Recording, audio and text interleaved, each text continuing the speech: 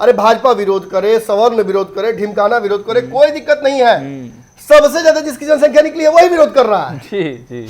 जदयू के सुनील पिंटू तेली हैं, वो कह रहे हैं कि हाँ हमारा काम बिगाड़ा है। मेरा संख्या कम है। पटना में अगर विधायकों को दोबारा टिकट मिल जाए उस जाति का, तो जातिगत जनगणना के आंकड़ों पर ही तमाचा। 10 सालों में आरक्षण में किस समाज को कितना फायदा मिल पाया है? अपने समाज के पास उनको तो वोट मांगने जाना नहीं है, वो तो चोर दरवाजे के नेता है। और जितने बैकडोर पॉलिटिशियंस हैं, यही अपने समाज के सबसे बड़े दुश्मन हैं। नमस्कार, भारत लाइव देख रहे हैं आप। गेम बड़ा है। सत्ता के गलियारों में चर्चाओं का दौर शुरू है और पर्दे के पीछे क्या कुछ हो रहा है उसको लेकर हम यह कार्यक्रम करते हैं। गेम बड़ा है।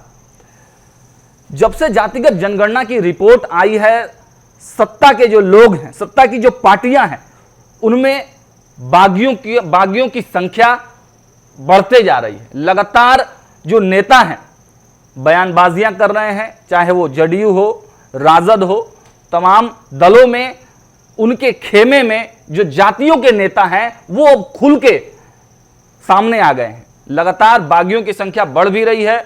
इन सभी चर्चाओं पर जानकारी लेने के लिए हमारे साथ विशेष रूप से जुड़े हैं हमारे संपादक डॉक्टर नमन मिश्रा सर। सर, जातियों की जो संख्या आई है छन के सर्वे रिपोर्ट में, अब बागी नेता होते जा रहे हैं। जो राजद के भी कई नेता बागी हो चुके हैं, जदयू के भी नेता खुल के बोल चुके हैं। इससे क्या कुछ प्रभाव पड़ेगा बिहार की राजनीति में? देखिए, सबसे पहले तो आप ये जान लीजिए कि ये विरोध इस जातीय जनगणना का या किसी भी चीज़ का अगर स्वयं ब्रह्मा उत्पन्न हो जाए और वो लगे अमृत बांटने, तो उसका भी विरोध करने वाले प्रकृति में लोग हो जाएंगे। तो प्रकृति और विरोध और ये लोकतंत्र में स्वस्थ चर्चाओं में एक हिस्सा है और महत्वपूर्ण है। अगर रात होगी नहीं तो दिन फिर कैसे नाम लीजिएगा आप जी। तो ये कॉन्ट्रास्टिंग जो ओपिनियंस हैं, यही हमारे लोकतंत्र की चर्चाओं को महत्वपूर्ण बनाते हैं और उसे कुछ खूबसूरती बढ़ाते हैं। हाँ, ये जरूर बात है कि जातीय जनगणना के अगर अच्छे प्रभाव हैं तो बुरे प्रभाव भी पड़ेंगे। बुरे प्रभाव पर कोई चर्चा नहीं करना चाहता है। खासतौर पे मैंने देखा आज लालू यादव ने भी बयान दिया, तो उन्होंने कहा कि कैंसर में माथा दर्द का इलाज नहीं न किया जाता है, दवाई। अरे कैंसर में किसी को माथा दर्द करने का, तब कैंसर की दवाई कर दीजिएगा, देखो डिस्प्लिन भी चाहिए, बिल्कुल उसका भी दवा देना टेक्निकली। लेकिन इसीलिए ये लोग मरीज हैं और हम डॉक्टर हैं जी। ये अंतर है उनके और मेरे बीच में। राजनीति के कुछ भी बोलते हैं और कुछ भी करते हैं तो उसके पीछे उनका इंटरेस्ट होता है, छुपा हुआ एजेंडा होता है। अब गोदी मीडिया और चाइनीज पत्रकार तो हम हैं नहीं, बिल्कुल एक दो बड़ा विभाजन इस देश में हो गया है। एजेंडा पर काम करते हैं, हम एजेंडा पर नहीं काम करते हैं। हमारा एजेंडा अगर कुछ है तो वो है जनता। भाई, जिनके लिए ये जनगणना हुई उनको इसका वाजिब हक मिल जाए। किसके लिए हुआ? आम जनता के लिए। आम जनता में सबसे बड़ी जनसंख्या किसकी है? ईबीसी की, ईबीसी समाज की। हक मिलना चाहिए ना, बिल्कुल। सबसे ज्यादा कौतूहल में कौन जाती है? क्या आपने देखा क्या कि ब्राह्मण आके कहीं संगठन बना के या पटना में किसी चौक चौराहे पर भीड़ लगा के जाम कर रहे हैं? बिल्कुल नहीं। कहीं प्रदर्शन कर रहे हैं क्या राजपूत? कहीं नहीं। अगर एक समाज इसमें थोड़ा आंदोलित है भी तो वो भी सोशल मीडिया के माध्यम से ही थोड़ा बहुत अपनी बात रख रहा है। उसका नाम है चित्रगुप्त समाज, लाला समाज, जो बहुत डिवास्टेटेड है इस आंकड़ों से, टूट गया है। राजनीति समाप्त कर दी आपने कई लालू नेताओं की। पटना पश्चिम में, अब पटना में अगर विधायकों को दोबारा टिकट मिल जाए उस जाति का, तो इस जातिगत जनगणना के आंकड़ों पर ही तमाचा होगा। बिल्कुल सवालिया कोई पार्टी दे। अब समझिए मैं कितनी बड़ी बात बोल रहा हूं। कोई पार्टी दे, आंकड़े तो है ना, बिल्कुल है। और अगर इसके बाद भी 4 विधायक फिर जीत के आते हैं, फिर कोई टिकट मिल जाता है और फिर यहां से जीत कर आते एक सांसद लाला समाज के, तब मूछ पर ताव कौन देगा? नीतीश कुमार जी, लालू यादव कि लाला नेता? लाला नेता दिखा दिए ना, बिल्कुल दिखा दिए, दिखा रहे हैं। और साइलेंट वोटर कहे भी जाते हैं। और फिर भी मैं कहूंगा कि आंदोलन नहीं कर रहे हैं, ये आपस में चर्चा कर रहे हैं। कैसे कम हो गई भाई? नहीं, हतना बन जा, हमने के हिजा बन जा, हुजा बन जा, समस्तीपुर में, बालना में, डिमका में कैसे कम हो गया? ये चर्चाएं हो रही हैं और इन चर्चाओं पे सरकार को विश्वास जीतना पड़ेगा, जिसके लिए काफी देर हो गई। देर क्यों हो गई? अरे भाजपा विरोध करे, सवर्ण विरोध करे, ढिमकाना विरोध करे, कोई दिक्कत नहीं है। सबसे ज्यादा जिसकी जनसंख्या निकली है वही विरोध कर रहा है। जी जी। और उन्हीं के पार्टी के ज्यादातर लोग। और आप ही के पार्टी के जदयू के सुनील पिंटू तेली हैं, वो कह रहे हैं कि हाँ हमारा काम बिगाड़ा है, मेरा संख्या कम है। बड़ा कार्यक्रम किया कल पटना में। बिल्कुल। और उन्होंने तो यहाँ तक मतलब कहा कि वो अपने कास्ट के सर्वे खुद कराएंगे अब। और देखिए कैंसर की तरह पैर काट लिया जदयू ने। डॉक्टर कौन बोले तो अशोक चौधरी और संजय झा, जी जो चुनाव जीत नहीं सकते हैं, वो किसको काट रहे हैं और कह रहे हैं भाजपा का माने एजेंट, जो व्यक्ति जीत कर आया है भाजपा के खिलाफ, बिल्कुल। उसको कह रहे हैं कि वो एजेंट है, जिसको फिर जाकर भाजपा से चुनाव लड़ना है, जिसको जनता ने भेजा है कि जाओ तुम एमपी बनो। जी। अरे विधायकों एमएलसी होते तो मैं मान लेता, इतना बड़ा लोकसभा क्षेत्र है, बिल्कुल। इतना बड़ा समाज होगा उनका, वो वोट करता है उनको, वो जीत के आते हैं और वो अपनी बात रखते हैं कि अरे भाई हम अपने समाज को क्या मुंह दिखाएंगे, बहुत कम आंकड़ा आया है। तो आप समावेशी पार्टी के तौर पे ये भी नहीं कह पाए कि एक बार हम जांच करा लेते हैं इसका। इतना घमंड, शराबबंदी फ्लॉप हो गई, निकम्मा कुछ नेता सब आगे पीछे बैठता है नीतीश कुमार के, अरे बहुत ऐसे मोह क्या बात कर रहा है, पूरा बिहार में सब शराब खत्म हो गया है, और रात में जाके 2 पैक मार लेता है आपने, फिर सुबह झूठ बोलना है ना, इसलिए जी जी। अब मैं किसी विशेष को नहीं बोला, केस कचौड़ी मत कर लगे लोग इतना चलेला पत्रकारिता और राजनीति में। जी। लोग गंगा पी जा रहे हैं बैठ के। जी। मांझी जी ने भी सवाल उठाया था उन पे कुछ दिन पहले। बात मेरा कहने का ये है मतलब कि ठीक है, यशमैन तो हर पार्टी में होते हैं, मोदी जी इतना गलती करते हैं, लोग लेता कहता है कि ना अरे मोदी जी से भगवान है, मोदी जी भगवान से कम नहीं है। अब बेचारे मैंने गुनाहों के भगवान है गलती है पर गलती मोदी जी से हो रहा है। खैर चलिए, कहावत है अंधा में काना राजा, लेकिन भाजपा उसको सामने नहीं आने देती है। भाजपा सामने नहीं आने देती। खैर इसमें हम नहीं पढ़ेंगे, भाजपा तो खुद ही अपने फंसे रहती है यार। भाजपा की हैसियत क्या है, बटी हुई है जातीय जनगणना पर भी, स्पष्ट कोई बोल ही नहीं पा रहा है, पक्ष में बोल रहे हैं, कोई विपक्ष में बोल रहा है, कोई कुछ कर रहा है। जितना नुकसान इस जातीय जनगणना का नीतीश कुमार को हो सकता था राजनीतिक, उतना नहीं होने दिया गया भाजपा के द्वारा। अब भाजपा किस मजबूरी में है भगवान जाने, इस पर हम चर्चा करने नहीं बैठे। हम चर्चा करने बैठे हैं इस बात पर कि ये जो विरोध होना शुरू हो गया सुनील पिंटू का, चंद्रवंशी समाज का, ये कुशवाहा समाज का, अब इस विरोध के प्रतिफल के आधार पर सरकार को क्या नुकसान होगा। देखिए सरकार के ही एमएलसी हैं, राजद कोटे के हैं, रामबली चंद्र सिंह। आप यही इंटरव्यू में उन्होंने क्या कहा कि पार्टी बाद में आती है, समाज पहले। आज पटना में इतना बड़ा कार्यक्रम हुआ, बिल्कुल हुआ, क्रॉस पार्टी के सारे चंद्रवंशी इकट्ठा हुए सभी थे। चंद्रवंशी। प्रेम कुमार पहुंचे थे भाजपा से, रामबली चंद्रवंशी थे कि नहीं, शायद वो नहीं थे, रामबली चंद्रवंशी नहीं थे, लेकिन प्रमोद चंद्रवंशी थे, विद्यापति चंद्रवंशी थे, ये सब लोग पहुंचे। और मुझे लगता है कि शायद नहीं पहुंचे किसी मजबूरी की वजह से, लेकिन उनका भी सपोर्ट होगा अंदर। बिल्कुल। और ऐसे में क्या साबित करता है, ये ईबीसी समाज को इस बात का एहसास हो गया है कि 36% होते हुए भी उनका हक मारा जा रहा है, कोई और खा रहा है। और ये बयान लीजिए कि अब की ये ईबीसी ये नहीं कह रहा है कि सवर्ण खा गया, क्योंकि आरक्षण तो प्राप्त है।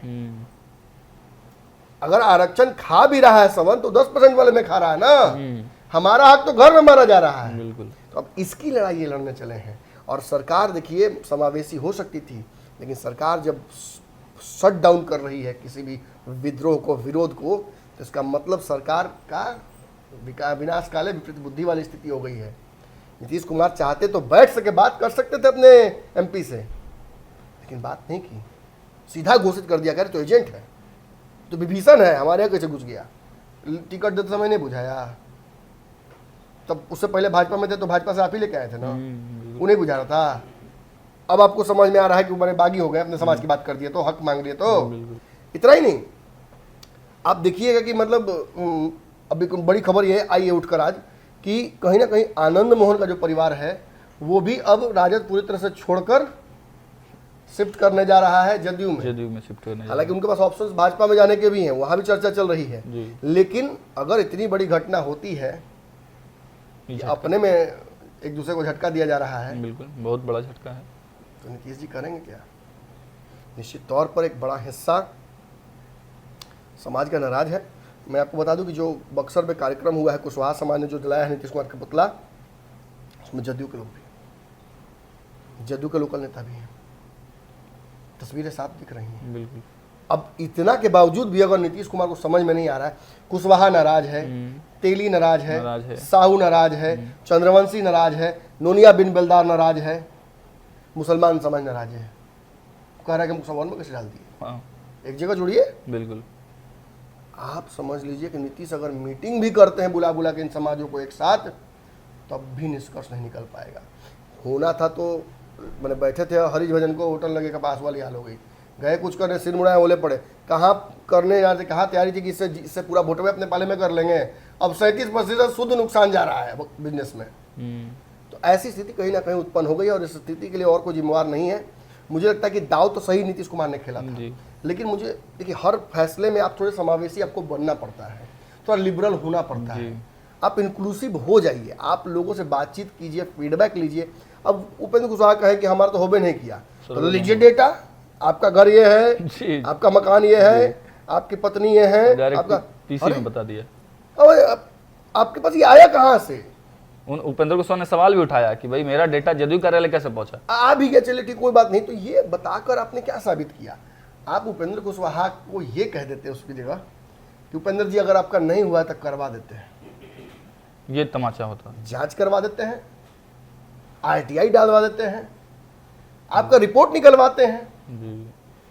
अब देखिए एक और बड़ी बात समझ लीजिए, ये डाटा जब आया है तो इस डाटा के आधार पर सरकार को यह भी सार्वजनिक करना चाहिए कि इन जातीय समूहों को बिहार सरकार ने अपने यहाँ नौकरियों में कितना आरक्षण दिया है, और बिहार सरकार में पिछले 10 सालों में कम से कम, मैं शुद्धता बोल रहा हूँ, जनता मांग करिए इस बात की, आप समझते ही नहीं अपने अधिकारों को, ये मांग उठे और सरकार भी श्वेत पत्र जारी करे कि 10 सालों में आरक्षण में किस समाज को कितना फायदा मिल पाया है ओबीसी में बिहार में। केंद्र सरकार ने तो रोहिणी आयोग के माध्यम से लगभग स्पष्ट कर दिया है। आप भी अपने यहाँ 10 साल का नहीं कर सकते, 5 साल का कराइए, करा के और ये सार्वजनिक कीजिए कि किस जाति को कितना फायदा सरकारी नौकरियों में हुआ है, और अगर हुआ है तो फिर बाकियों को क्यों नहीं हो पाया। देखिए रोहिणी आयोग की जो चर्चा आपने अभी भी की और पंचनामा में पूरा कार्यक्रम इस पे आपने किया है, तो चर्चा विजय चौधरी ने भी प्रेस कॉन्फ्रेंस में किया रोहिणी आयोग का, लेकिन वह ये मानने के लिए तैयार नहीं है कि सत्ता में भागीदारी की जो बात चल रही है, जिसकी जितनी संख्या भारी उसकी इतनी हिस्सेदारी, उस पर वो मानने के लिए तैयार नहीं है। जब हम लोगों ने जब उनसे सवाल पूछा, ये बात आप सच बोल रहे हैं कि घर में नहीं करेंगे जी, दूसरे के घर में चाहिए जी, बिल्कुल। ये आरक्षण ले लो, आरक्षण छीन लो, वो खुद किस समाज से आते हैं आपको पता है ना। बिल्कुल, अपने समाज के पास उनको तो वोट मांगने जाना नहीं है, तो चोर दरवाजे के नेता है। और जितने बैकडोर पॉलिटिशियंस हैं यही अपने समाज के सबसे बड़े दुश्मन हैं। ये अपने समाज के दुश्मन नहीं है, ये दूसरे समाज से अपने समाज को लड़ाने वाले भी हैं। कैसे मनोजा ने खेल खेल दिया, ब्राह्मण और राजपूत आपस में भिड़ गया पूरे देश में। अब ये नेता पिछड़ों के हिमायती बनते हैं, और जब पिछड़ों को कहा जाता है कि बना दीजिए, कांग्रेस ने क्या मांग की कि आप राजपूत जो यादव समाज के मंत्रियों को अपने बड़ा पद दे रखा है। आपको पता 40% बिहार सरकार का बजट यादव समाज के हाथ में है आज। आपको लगता नहीं कि नाइंसाफी है? क्या ये 40% जो है इसमें 36% नहीं होना चाहिए ईबीसी के हाथ में? 3 मंत्री मात्र ईबीसी समाज के हैं। यहां ना घोटाला हो रहा है, यहां ना हकमारी हो रही है, और इस पर सवाल पूछिएगा तो नाराज हो जाएंगे। बिल्कुल। और हो क्या सकते हैं, और केयर कर सकते हैं? मोदी को 10 गालियां देंगे, जनता को परेशान करने के लिए नए नए स्कीम बनाएंगे। हेलमेट पहन के नहीं घूमेगा तो फोटो खिंचा जाएगा, 5000 फाइन। हेलमेट पहन के घूमे तभी फाइन।